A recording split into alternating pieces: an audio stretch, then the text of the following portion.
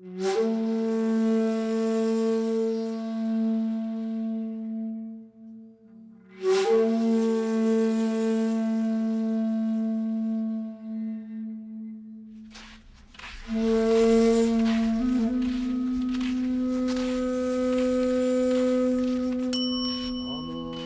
News traveled to Japan and to the set of the new horror film Kaidan, where we watched an abbot from a local temple bless the production. 制作松竹殿同じく小津殿プロデューサー一世高重殿監督中田秀夫殿出演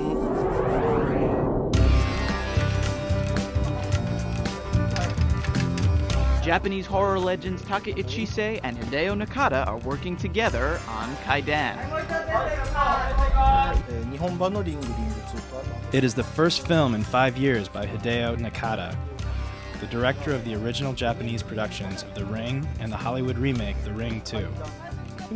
Kaidan is set in 18th century Japan during the Edo period. The protagonist is a man who any woman falls in love with at first sight. The Ring, The Grudge, Dark Water, and perhaps someday Kaidan. These kinds of horror films are popular with American audiences because they seem so fresh and so different from Western horror stories. This is a scene in the very beginning of the film with the protagonist Shinkichi. His job is to walk around selling cigarettes. This is a scene to establish his profession. Yoi, stop! タバコはよ国分流をねえしんさんこれ私で似合うかしらいいねねえこっちは似合ってるよはいいい加減終わるな OK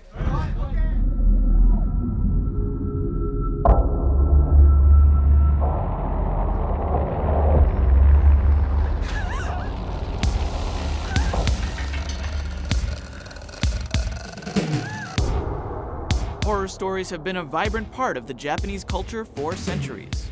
But they didn't grab the world's attention until the late 90s, when these old ghost stories formed the basis for a hot new filmmaking phenomenon, Japanese horror movies called J-horror.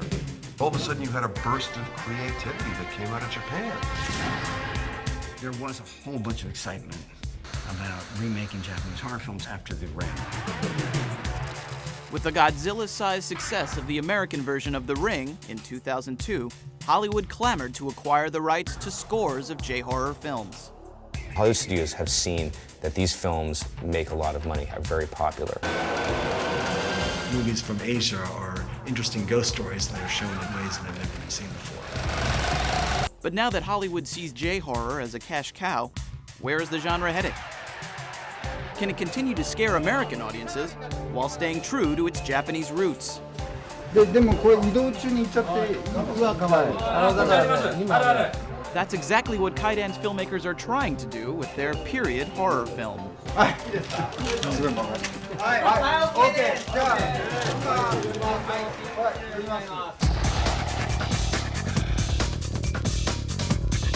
The reasons J-horror seems so new and exciting to Western audiences can be traced all the way back to the differences in the ways Japanese and Western societies developed.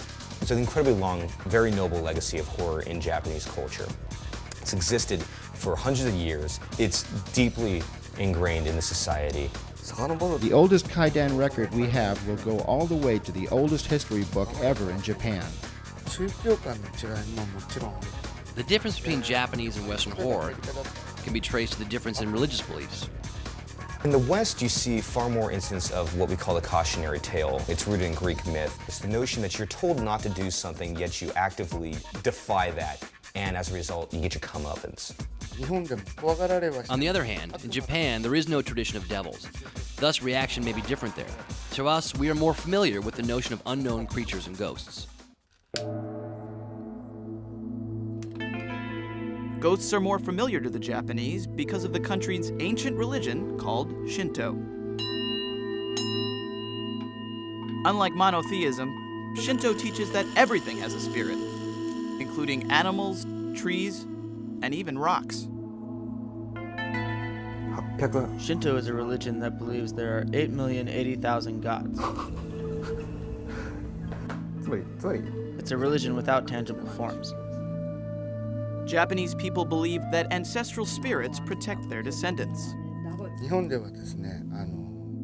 In a Japanese household, people may have altars in their home to worship their deceased ancestors. We have these altars believing that the spirits of our ancestors will protect the household. So I think Japanese are more aware of the spiritual world than the average American.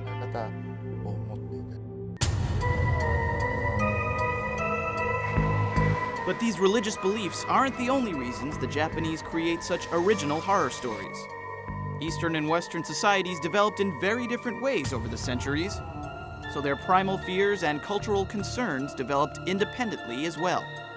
The prevailing themes in horror over the centuries are expressions of societal anxiety, distrust, disruption. I tell you something about the society.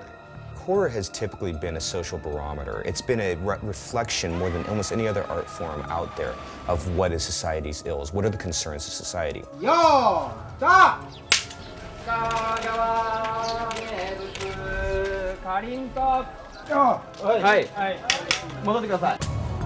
Unlike the West, traditional Japanese society gave rise to ghosts often portrayed by women with long black hair and a flowing kimono. Female ghosts are common in Japan since women were always persecuted in a male-dominated society. Female ghost stories might have been a reflection of guilt of the society. After the atom bomb brought an end to World War II, the Japanese worried about the nuclear age, and a certain city-shredding giant lizard reflected this fear. It's alive! A gigantic beast, stalking the earth, crushing all before it. In a cyclonic cavalcade of electrifying horror. Is this the end of our civilization? Godzilla is obviously a response to the post-Hiroshima, Nagasaki world. The film is, without any question, an indictment of a nuclear world. The fact that sort of this genie's been let out of the bottle, this completely uncontrollable entity which now exists, and it destroys indiscriminately and without warning.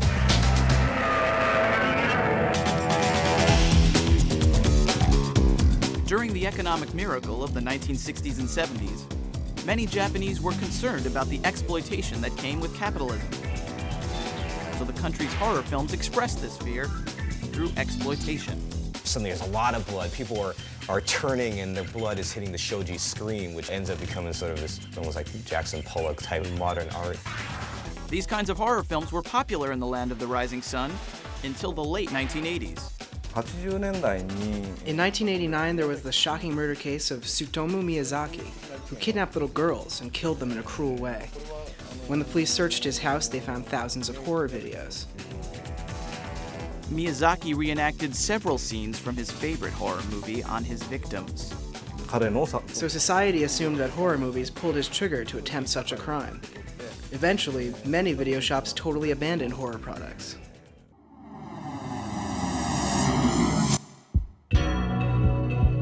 The violence and gore of Japanese horror movies had peaked. Something new was needed to revitalize the genre. I thought it was a loss not to recognize the traditional Japanese ghost stories. So I thought, why not bring them back? I'd leave the taste of terror from the old ghost stories, but redesign it to the modern world we live in. So I made a video called Scary True Stories, and that is said to be the pioneer of the modern J-horror trend. In 1992, Norio Tsuruta shot Scary True Stories on video in just 7 days, with a budget of $60,000. They were just about atmosphere, situation, and they were just seeped in the folklore that these were real stories. These happened to real people, and we've just dramatized them. Weird camera angles, weird editing choices. It just sort of unsettles the audience. The directors that Norio Tsuruta influenced are basically all the directors that are currently working in J-horror.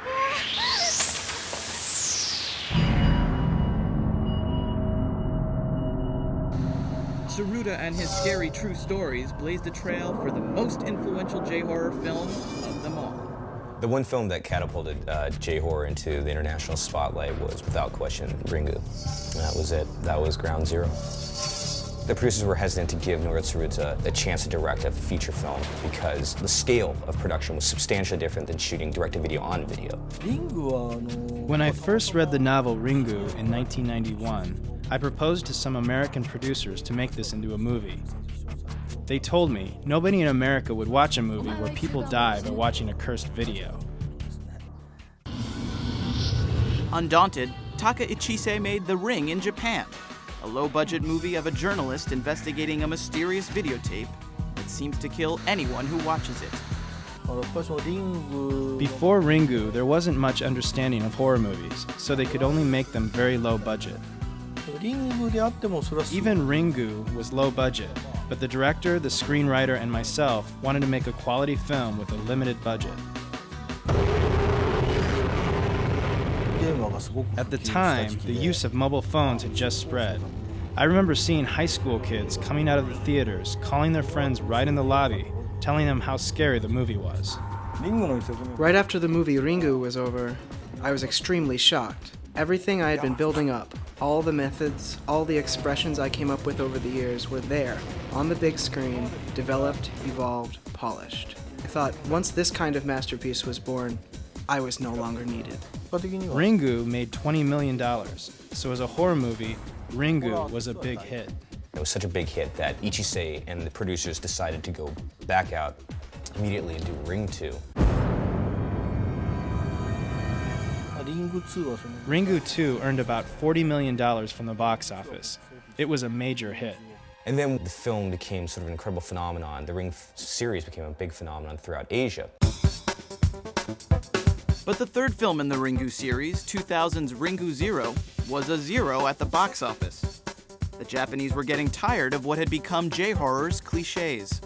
Well, the Japanese public were getting tired of it. So let's get away from stringy-haired girls and meowing boys and houses that have rotted tatami mats. I prefer American movies. The Japanese movies are too predictable. We like American movies. They're more powerful. Japanese films are not scary because they're not real. I don't like Ringu. It was boring. It's true that Japanese horror was over in 2000. The J-horror genre had basically burned out, dead and buried. In 2002, during the Japanese Festival of the Dead called Oban, a symbolic funeral for the Ring's central character, Sadako, was held to end the series with dignity.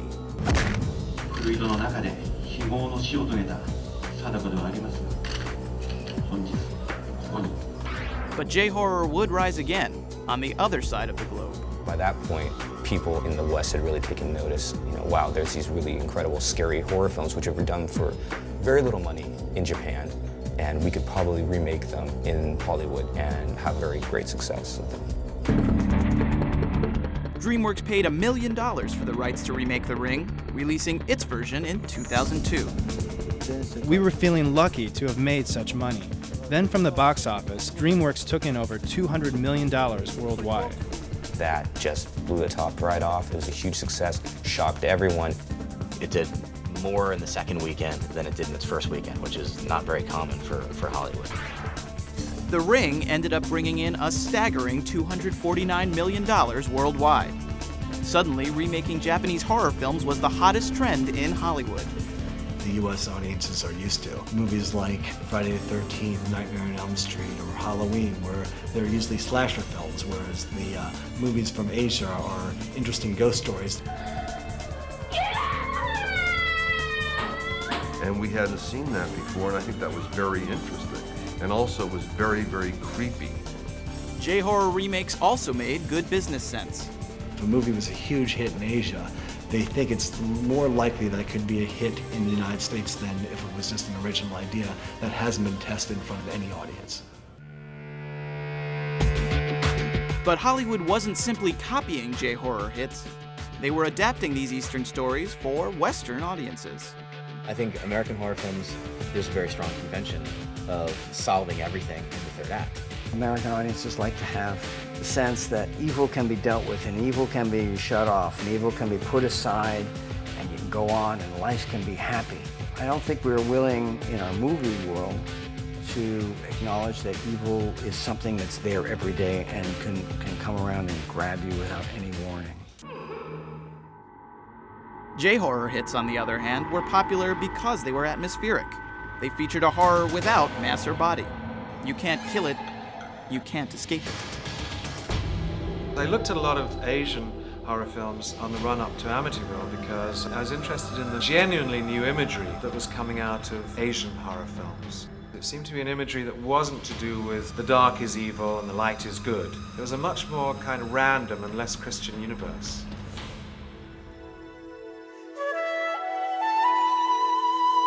These differences were apparent on the set of the J-horror film Kaidan, which the creative team responsible for the classic Ringu series was shooting recently outside Tokyo. Since Kaidan is a period piece, there are some special characteristics with the Japanese houses, such as shoji paper. This film has scenes that take place in winter, autumn, and the summer, but we have to shoot during the summer. Now we're shooting a winter scene, so we have to make it look like winter. It is hard to do in the open-air set, but I intend to make it look like that. Even though we call it horror, it is a love story. I like to make it beautiful.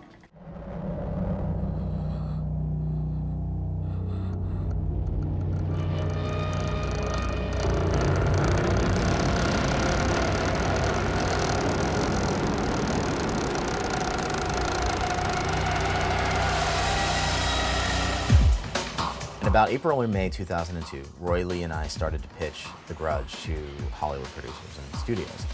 A lot of the producers we talked to just were kind of staring at us like, I don't get it. The Ring came out and it was huge. So all of a sudden everybody that we had talked to who didn't get The Grudge, they were like, can you come back in and pitch that thing to us? When it got a green light, The Grudge combined the talents of Spider-Man and Evil Dead director Sam Raimi with J-horror's biggest names, Taka Ichise and Takashi Shimizu. When I first learned from an American producer, Sam Raimi, that Hollywood was planning to produce the remake, I naturally thought they'll hire an American director, and I looked forward to seeing how it was going to be done. But when I was contacted for the second time, I was stunned when I was offered to direct the remake. Sam Raimi came onto The Grudge when he saw Ju-on the Grudge, the first Japanese feature version. Sam immediately loved what he saw, and he was the one who said, let's bring in the original director, Takashi Shimizu, to direct the American version. Sam told me that I had a unique way of directing, and that as the original creator, it was I that he wanted to make the remake. I was flattered with what he had to say, and he convinced me to do a good job.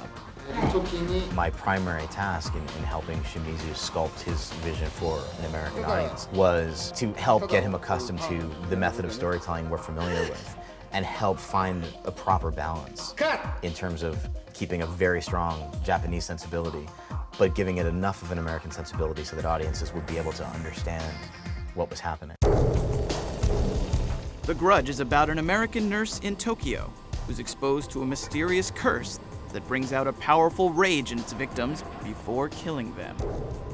I thought there were parts that American people would not understand, so I changed a certain aspect of the film to be more aggressive. I changed that for the sake of cultural differences. I think there really is a sense in Japan of spirituality as being something so much larger than we are, and something so mysterious and unable to define and comprehend. And in American filmmaking and culture, there's definitely always a push to try to come up with those answers. And, you know, that was the balance between the original films and our remake. The producers found it tough to strike the right balance. When the studio showed The Grudge to test audiences, people found the ending confusing, so the producers changed it to be less mysterious and more action-oriented. We discovered that half of the audience didn't understand the ending, so we were obliged to change it. The Japanese audience would get it, but due to cultural differences, we had to change it. The Grudge was a hit around the world, grossing more than $180 million.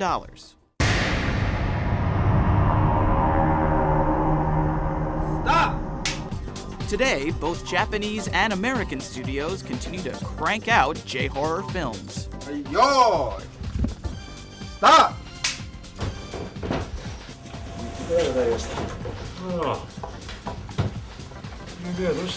We have in development approximately 20 movies that are remakes of Asian films at this point, but there are many others that are either in development or are in production right now that are based on Asian remakes. But in 2005, the Hollywood remake Dark Water, starring Jennifer Connelly, bombed at the box office. The smell of death has come back to haunt J-horror, as studios demand cliched versions of the same film over and over. Takashi Shimizu himself has made 6 different versions of The Grudge. I made 2 straight-to-video and 2 theatrical releases, and 1 US theatrical version, The Grudge, and I am currently editing The Grudge Part 2, which makes it my 6th Grudge in total. I'm bored too. I'm bored because people are asking for the same things. I think the audience is bored because they are shown the same things. By the 4th or 5th time you've seen it, it's no longer that interesting. So Japanese horror films have lost their creative impetus. The last couple of years, they seem to have been more of the same. 今一番売れてますけども、こっちのこれ男はいいんだよ、こっち女の子でこう動いて、でこっちもどっちにしようかな、子供女の色っぽいし、こっちもいいな、やってもこれもっていうふうにこう、それで少しこうやってる。でもこっちはどれでもいいから3つとも売っちゃえぐらいのこう一生懸命。As Hollywood searches for the next big trend, Taka Ichise and Hideo Nakata continue to innovate the horror genre on the set of Kaidan. Kaidan is a movie with a strong romance element. I always wanted to do a love story and challenge myself with a period piece. When the producers wanted me to make another horror movie, I told them I would do it only if it has these 2 elements. I believe there will be portrayals of fear in this film that Western audiences have never seen before. I know that some critics are saying that they consider J-horror to be dead, but I don't think that J-horror will ever be dead in the sense that there is always going to be some interesting horror movies coming from Japan.